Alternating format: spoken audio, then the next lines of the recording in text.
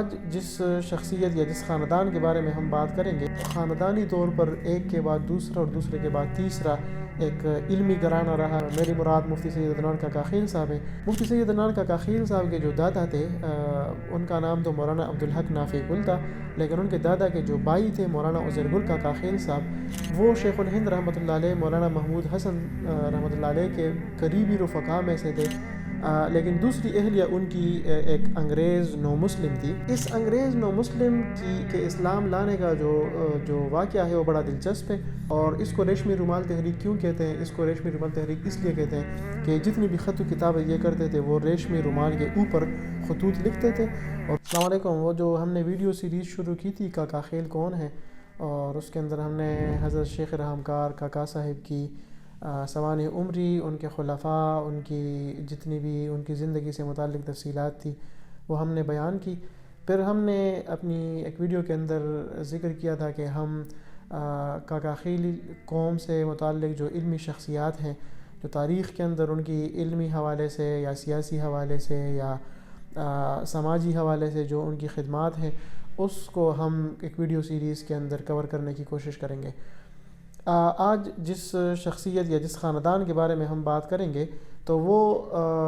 خاندانی طور پر ایک کے بعد دوسرا اور دوسرے کے بعد تیسرا ایک علمی گھرانہ رہا ہے، اور علم کی جو کڑی ہے وہ ان کے خاندان کے اندر ابھی تک چل رہی ہے۔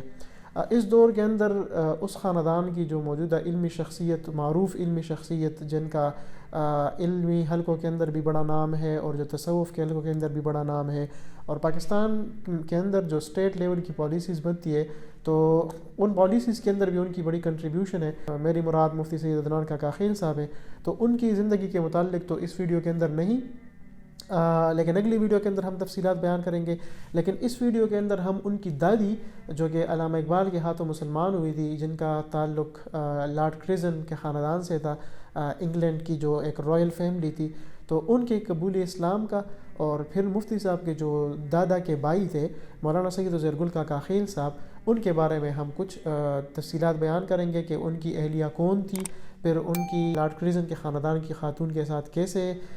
شادی ہوئی، اور پھر ان کی سیاسی حوالے سے کیا خدمات تھی، تو اس کو ہم اس ویڈیو کے اندر کور کرنے کی کوشش کریں گے۔ مفتی سید عدنان کاکا خیل صاحب کے جو دادا تھے، ان کا نام تو مولانا عبدالحق نافع گل تھا، لیکن ان کے دادا کے جو بھائی تھے مولانا عزیر گل کاکا خیل صاحب، وہ شیخ الہند رحمۃ اللہ علیہ مولانا محمود حسن رحمۃ اللہ علیہ کے قریبی رفقا میں سے تھے، اور ان کے فرنٹ لائن کے شاگردوں یا ساتھیوں کے اندر وہ تھے۔ تاریخ کی کتابوں میں اور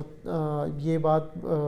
کھلی طور پر واضح طور پر بیان کی گئی ہے کہ شیخ الہند یا مولانا محمود حسن رحمۃ اللہ علیہ ان کی کیا کیا خدمات تھی۔ اور انگریز جب ہندوستان کے اندر آئے اور انہوں نے مسلمانوں سے اقتدار لیا، اس کے بعد ان کے خلاف جو آزادی کی جدوجہد چلی، تو اس جدوجہد کے اندر جو زندہ باب ہے اور جو ایک پوری ان کے ساتھ ایک تاریخ وابستہ ہے، جن کی ایفرٹس ہیں، وہ مولانا محمود حسن یا شیخ الہند رحمۃ اللہ علیہ تھے۔ شیخ الہند رحمۃ اللہ علیہ کے جو معروف شاگرد تھے ان میں مولانا عبید اللہ سندھی رحمۃ اللہ علیہ، عبد الرحیم سندھی، میاں منصور انصاری اور مرتضی حسن چاند پوری، یہ سارے بڑے ایسے معروف نام ہیں جن کو آپ نے کتابوں کے اندر پڑھا ہوگا اور سنا ہوگا۔ انہی کے فرنٹ لائن شاگردوں میں سے ایک مولانا عزیر گل کاکا خیل صاحب تھے، اور مولانا عزیر گل کاکا خیل صاحب جو تھے، ان کی شادی بھی شیخ الہند رحمۃ اللہ علیہ کے خاندان سے ہوئی تھی۔ شیخ الہند رحمۃ اللہ علیہ کی بھتیجی تھی، وہ مولانا عزیر گل رحمۃ اللہ علیہ کی پہلی اہلیہ تھی، اور ان سے جو ان کی اولاد ہے وہ آج بھی زندہ ہے اور پاکستان کے اندر وہ آباد ہے۔ جو ان کی سیاسی خدمات ہیں مولانا عزیر گل رحمۃ اللہ علیہ کی، تو ان کا جب بھی نام لیا جاتا ہے تو تاریخی کتابوں میں کچھ جگہوں پہ ان کا نام عزیر گل پشاوری لکھا ہے۔ وہ 1883 میں ان کی پیدائش ہوئی تھی اور 1989 میں ان کی وفات ہوئی تھی۔ تقریباً 103 سال یا 106 سال کے لگ بھگ کے بیچ، اس میں مختلف مورخین کے مختلف رائے ہے، لیکن 103 سے 106 سال تک کی ان کی عمر تھی۔ اب اگر اس ٹائم فریم کو دیکھا جائے تو یہ وہ دور تھا جو کہ انگریزوں سے آزادی کا ایک پیک کا زمانہ تھا، اور تمام جو علمی حلقے تھے، جو علماء کے حلقے تھے، وہ کوشش اس تگ و دو کے اندر تھے کہ کیسے ہندوستان سے انگریزوں کے تسلط ختم کیا جا سکے۔ تو اس سلسلے میں انہوں نے مختلف تحریکیں چلائی، اور اس کے اندر ایک معروف تحریک تھی ریشمی رومال تحریک۔ اور اس ریشمی رومال تحریک کا پرسپیکٹیو کیا ہے تو اس کا بیک گراؤنڈ یہ ہے کہ جو مولانا محمود حسن یا شیخ الہند رحمۃ اللہ علیہ تھے، انہوں نے اپنے بڑے قریب کے شاگردوں کو، وہ کہتے کہ وہ بڑے مردم شناس تھے، وہ اپنے شاگردوں کے اندر بھی چھان چھان کے بندے منتخب کرتے تھے اور ان کو اپنا فرنٹ لائن اتحادی بناتے تھے۔ شیخ الہند رحمۃ اللہ علیہ نے جو اپنے فرنٹ لائن اتحادیوں کا ایک گروپ بنایا تھا، تو ان گروپ کو وہ ساتھ لے کر وہ ایک الائنس بنانے کے اندر متحرک تھے۔ جرمنی کے اس وقت کے جو بادشاہ تھے ان کو ساتھ ملا کے اور خلافت عثمانیہ کے افواج کو ساتھ ملا کے انگریزوں کے خلاف جہاد کر کے تو ان کو اس خطے سے نکالنا چاہ رہے تھے اور ان سے واپس اقتدار لینا چاہ رہے تھے۔ تو اس سلسلے کے اندر انہوں نے اپنے ساتھ وہ ساتھیوں کو لے کر گئے، ان تمام افراد کا انکلوڈنگ مولانا وزیر گل کا کاخیل صاحب، اور وہ گئے۔ پہلے انہوں نے کچھ لوگوں کو افغانستان کے بادشاہ کے پاس بھیجا، اور پھر کچھ لوگوں کو انہوں نے ترکش گورنمنٹ کی، جو خلافت عثمانیہ کی جو اس وقت کے گورنرز تھے اور جو ڈیفنس منسٹر تھے، تو ان کے ساتھ انہوں نے جا کے ملاقات کی حجاز کے اندر۔ اور پھر مولانا عبید اللہ سندھی رحمۃ اللہ علیہ کو انہوں نے کچھ خط دیا، اور اس کو ریشمی رومال تحریک کیوں کہتے ہیں؟ اس کو ریشمی رومال تحریک اس لیے کہتے ہیں کہ جتنی بھی خط و کتاب یہ کرتے تھے وہ ریشمی رومال کے اوپر خطوط لکھتے تھے، اور ان رومالوں کو پھر وہ اپنے شاگردوں کو دیتے تھے، اور جن کو جو بھی خط بھیجنا ہوتا تھا تو وہ اس رومال کے ذریعے سے خط کی شکل میں بھجوا کر اپنا پیغام پہنچا دیتے تھے۔ تو ایک اسی قسم کا ایک ریشمی رومال کے اوپر انہوں نے ایک خط لکھا تھا جس کے اندر انہوں نے کچھ پیغامات بھیجے تھے۔ تو وہ خط جو تھا وہ مولانا عبید اللہ سندھی رحمۃ اللہ علیہ کو خط سمیت گرفتار کیا گیا، اور جتنا بھی ان کا پول تھا وہ کھل گیا کہ کیسے انہوں نے خلافت عثمانیہ کے جو ٹاپ لیڈرشپ تھی ان کے ساتھ انہوں نے ملاقاتیں کی، اور جو افغانستان کے بادشاہ تھے ان کے ساتھ وہ سارا پول کھل گیا، اور سب کی گرفتاریاں پھر اس کے بعد ایک کے بعد دوسری گرفتاری ہوتی گئی۔ تو جو شیخ الہند رحمۃ اللہ علیہ تھے وہ اور ان کے جو رفقا تھے، کچھ حضرات کہتے ہیں کہ 8 رفقا تھے، کچھ کہتے ہیں کہ 10، کچھ کہتے ہیں 12، لیکن جتنے بھی ان کے ساتھی تھے اسی ٹیم کے اندر مولانا وزیر گل کا کاخیل صاحب بھی تھے، ان سب کو حرم شریف سے یا حجاز سے گرفتار کیا گیا۔ اور اس وقت جو شریف مکہ تھے انہوں نے انگریزوں یا برطانوی جو سامراج تھی ان کے ساتھ اتحاد کیا، اور اس اتحاد کے سلسلے میں انہوں نے ان تمام افراد کو گرفتار کر کے انگریزوں کے حوالے کر دیا۔ انگریز چونکہ اس وقت انہوں نے دنیا کے کافی حصے کو کالونائز کیا تھا، تو جو مالٹا جزیرہ ہے جو ابھی یورپ کا حصہ ہے، تو اس کو انگریزوں نے اپنا گیریزن بنایا تھا، یعنی فوجی اڈہ بنایا تھا۔ جتنی بھی ان کے فوجی دستے ہوتے تھے، بحری تھے یا بری تھے، وہ یہاں پر انہوں نے اس کو ایک اسٹیشن بنایا تھا۔ تو انہوں نے جتنے بھی یہ علماء تھے شریف مکہ کی رپورٹ کے اوپر ان کی گرفتاری کے بعد جب انہوں نے انگریزوں کے حوالے کیا، تو انگریز حکومت جو تھی وہ ان کو لے آئی اور ان کو قید کر دیا مالٹا جزیرے کے اندر۔ تو اس لیے مولانا وزیر گل صاحب رحمۃ اللہ علیہ کا جب نام لیا جاتا ہے تو اسیر مالٹا کا نام لیا جاتا ہے ساتھ میں، اور تاریخ میں ان کا ذکر ہے کہ اسیر مالٹا مولانا وزیر گل۔ تو یہ وہ پس منظر تھا جو ہم نے ہلکا صاحب کا ایک اوور ویو دیا۔ اس کے اندر تو کافی ساری تفصیلات ہیں کہ کیسے گرفتاریاں ہوئیں، مولانا وزیر گل کا کاخیل رحمۃ اللہ علیہ کا اس کے اندر کیا کردار تھا، لیکن خلاصہ یہ ہے کہ تقریباً 5 یا 6 سال یہ مالٹا جزیرے کے اندر قید رہے، اور اس کے بعد شیخ الہند رحمۃ اللہ علیہ کا ٹی بی کے مرض کی شناخت ہوئی، اور پھر اس کے بعد ان کو میڈیکل ریزنز اور کچھ اور ریزنز کی وجہ سے آزاد کر دیا گیا۔ تو یہ تو ان کی جو سیاسی خدمات تھی یہ اس کے حوالے سے کچھ تفصیلات ہیں، لیکن ان کی علمی خدمات بھی کافی علمی حلقوں کے اندر اس کا ذکر کیا جاتا رہا ہے۔ اور اس کے اندر ریسنٹلی مولانا طارق جمیل صاحب کا ایک بیان ہے کہ کیسے انہوں نے ایک حدیث کی سند لینے کے اندر مولانا وزیر گل کا کاخیل رحمۃ اللہ علیہ کے پاس وہ گئے، اور کیسے انہوں نے پھر 3 دن ادھر گزارے تاکہ وہ ان سے شیخ الہند رحمۃ اللہ علیہ اور مالٹا جزیرے کے اندر اپنے قید کے احوال بیان کریں، اور ساتھ ساتھ ان کو جو ایک حدیث کی سند ہے تاکہ وہ سند ان سے حاصل کر سکیں۔ تو مولانا طارق جمیل صاحب اس بارے میں کیا فرماتے تھے تو وہ آپ سنیں۔ میں نے دینی شخصیات میں ان جیسا وجی باروب انسان آج تک نہیں دیکھا۔ 6 فٹ سے اوپر قد، بڑا ہی وڈا ڈنڈا نہ پہ ہویا، نابینا ہو چکے تھے۔ ان کے بیٹے عبدالرؤف صاحب تھے رحمۃ اللہ علیہ، کہنے کہ وہ تو کسی کو اجازت دیتے نہیں، مولانا عبدالحق صاحب کو نہیں دی، اتنے بڑے شیخ اور اتنے بڑے محدث، تم تو بچے ہو۔ ہم نے کہا لے تو چلو، زیارت تو کراؤ۔ تو ہم پہلے گئے مسجد، میں نے کہا بھی 2 نفل پڑھو، اور حضرت کو ہدیہ کرو اور سورہ یاسین پڑھ کے دعا کرو، اللہ انشاءاللہ ان کا دل ضرور نرم کرے گا۔ تو ہم پہنچ گئے، تو اتنا بڑا ڈنڈا، ایڈا بڑا قد، اتنی موٹی کلائی، اتنی موٹی کلائی، اتنا بڑا چہرہ۔ میں کہا بھائی واقعی یہ تحریک ریشمی مال چلانے کے قابل۔ اچھا میں ادھر بیٹھا تھا، دو ساتھی ادھر، ایک ان میں کا انتقال کر چکا۔ کون ہو؟ جی ہم طالب علم ہیں۔ میرے پاس کیا لینے آئے؟ میں کہ ہم رائمنڈ سے فارغ ہوئے ہیں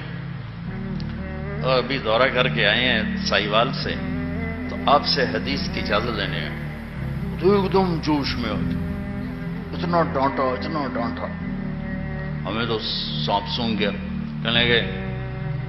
میرے پاس کیا ہے؟ کچھ نہیں ہے، آ جاتے ہیں میرے پاس اجازت لینے۔ زبانی اجازت کا کوئی اعتبار نہیں۔ تو ان کے بیٹے نے یوں اشارہ کیا کہ بھائی ہوں بولیا جا نہیں تو سوٹا توڑے سیرے چاونا۔ اچھا ہم چوپ۔ تھوڑی دیر گزری، میں نے ہمت میں کیا، میں نے کہا حضرت زبانی کی بات نہیں، کتاب ہمارے پاس ہے، اجازت ہو تو کچھ پڑھ دوں، پھر آپ کا جی چاہے تو دے دیں، نہ چاہے تو نہ دیں۔ تو سوٹا یہاں تھا نا، وہ یہاں رکھ لیا، یہاں ایسے۔ اب ادھر ہمارے دو نفل لڑ رہے، ادھر ان کا ارادہ لڑ رہا، ٹھکا ٹھک ٹھکا ٹھک ٹھکا ٹھک، کبھی کسی کو اجازت نہیں دی، ادھر ہماری دعا جا رہی، ٹھک ٹھک ٹھک ٹھک۔ یہ کشمکش میں 1 منٹ گزر گیا، پھر کہنے لگے اچھا پڑھو، میں کہ ابھی کم پڑھ گیا۔ پھر میں نے پہلی حدیث پڑھی، ایک ایک حدیث ساتھیوں نے پڑھی، پھر طریقہ ہوتا ہے اول آخر پڑھا جاتا ہے۔ جب میں کتاب لے کے آخر سے پڑھنے لگا، ورق الٹنے کی آواز ہے، تو بس بس بس بس، میں تم تینوں کو اجازت دیتا ہوں، لیکن میری شرط ہے کسی کو بتانا نہیں، میں نے آج تک کسی کو اجازت نہیں دی۔ تو یہ تو مولانا عزیر گل کاکا خیل رحمۃ اللہ علیہ کے ایک سیاسی خدمات ہو گئی، پھر ان کی علمی خدمات، یہ اس کا صرف اس کی ایک جھلک دکھانا مقصود ہے، کیونکہ اس کی جو تفصیلات اگر ہم بیان کرنے میں جائیں گے تو وہ شاید اس ویڈیو کے سکوپ سے باہر بات چلی جائے۔ اگلی اس کی اپنی زندگی کے بارے میں کچھ دلچسپ تفصیلات ہیں۔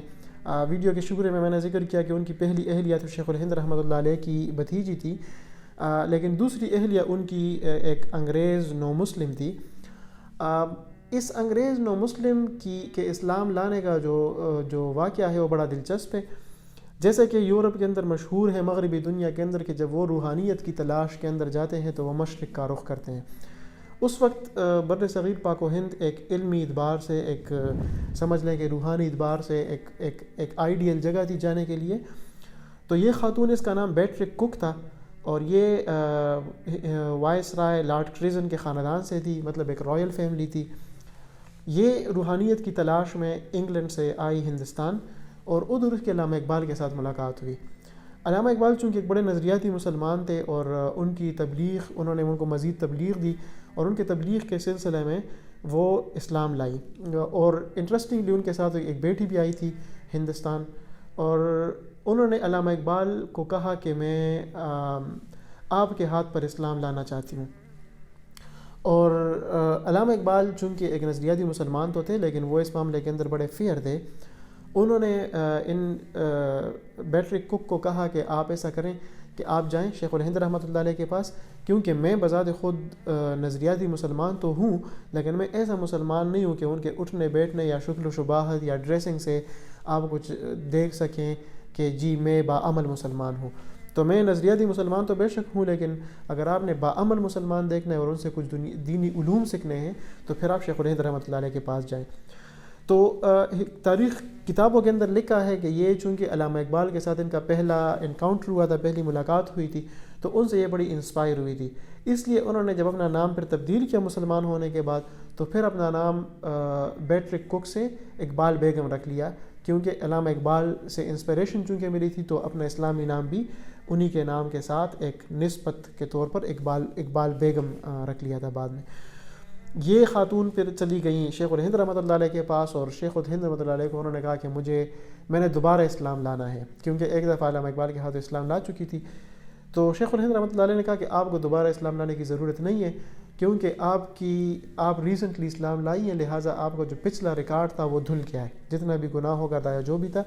لیکن ہم پیدائشی طور پر مسلمان ہیں اور ہم ایک بڑا گناہ گارانہ بیک گراؤنڈ رکھتے ہیں بچپن سے لے کے اب تک، تو آپ مجھ سے اچھی مسلمان ہیں۔ تو وہ اس بات سے کافی متاثر ہوئی کہ یہ تو ایسا خوبصورت مذہب ہے کہ نئے آنے والے لوگوں کو اتنا بڑا انسینٹو دیتا ہے کہ پیدائشی مسلمانوں کو بھی اتنا انسینٹو نہیں ملتا۔ تو پھر انہوں نے کہا کہ میں ایک ایسے عالم کے ساتھ شادی کرنا چاہتی ہوں کہ مجھے جو شرعی طور پر اس کے اندر کوئی بیریئر بھی نہ ہو اور میں ان سے دینی علوم بھی سیکھ سکوں۔ اس وقت چونکہ مولانا ازہر کاکاخیل رحمۃ اللہ علیہ کی جو اہلیہ تھی وہ وفات پائی تھی، تو شیخ الہند رحمۃ اللہ علیہ نے اپنے قریبی ساتھیوں میں سے مولانا ازہر کاکاخیل رحمۃ اللہ علیہ کو کہا کہ آپ ان کے ساتھ نکاح کر لیں۔ تو ان کی تجویز کے اوپر انہوں نے ان کے ساتھ اقبال بیگم کے ساتھ نکاح کیا، اور پھر وہ تقریباً 15 یا 20 سال عرصہ وہ ان کے ساتھ اس گاؤں میں رہی کہ جہاں پر نہ بجلی تھی، نہ پانی تھا، نہ روڈز تھے پکے، نہ اس طرح کی کوئی فیسلٹیز دی جو آج کل کی دنیا میں موجود ہوتے ہیں، حتیٰ کہ گاؤں کے اندر بھی آج کل یہ سہولیات موجود ہوتی ہیں، لیکن اس زمانے کے اندر یہ چیزیں ادھر کوئی بھی چیز موجود نہیں تھی۔ اس کے بعد انہوں نے اپنی سوانح حیات اسلام لانے کے واقعے کو انہوں نے کتاب کی شکل میں لکھا، قرآن دی بیلنس وے کے نام سے، اور اس کے بعد انہوں نے قرآن کا انگریزی کے اندر ترجمہ بھی کیا، اور پھر وہ ادھر ہی وفات پائی، چونکہ مولانا ازہر کاکاخیل رحمۃ اللہ علیہ کاکا صاحب سے خاکوٹ یعنی ملاکن ڈویژن جو مردان کے بالکل بارڈر پہ ادھر وہ موو ہو گئے تھے، اور ادھر ان کی زمینیں اور پورا سیٹ اپ ہے، تو ابھی مولانا ازہر کاکاخیل کا مزار بھی ادھر ہے، اور میری معلومات کے مطابق جو ان کی اہلیہ ہے وہ بھی ادھر ہی دفن ہے، اور جو ان کے ساتھ جو بیٹی آئی تھی انگلینڈ سے تو وہ بغیر اسلام قبول کیے واپس چلی گئی، اور اب اس کی جو بھی اولاد ہے پوتے پوتیاں یا نواسے نواسیاں وہ سارے ادھر انگلینڈ کے اندر آباد ہیں۔ تو یہ ایک دلچسپ سٹوری تھی۔ کاکاخیل قوم کے اندر معروف ناموں کے اندر جب ذکر کیا جاتا ہے تو مولانا ازہر کاکاخیل صاحب اس کے اندر سر فہرست ہوتے ہیں، اور وہ تمام ان کی علمی، سیاسی،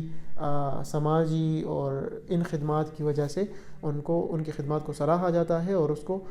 سنہرے حروف کے اندر تاریخ کے اندر لکھا گیا ہے۔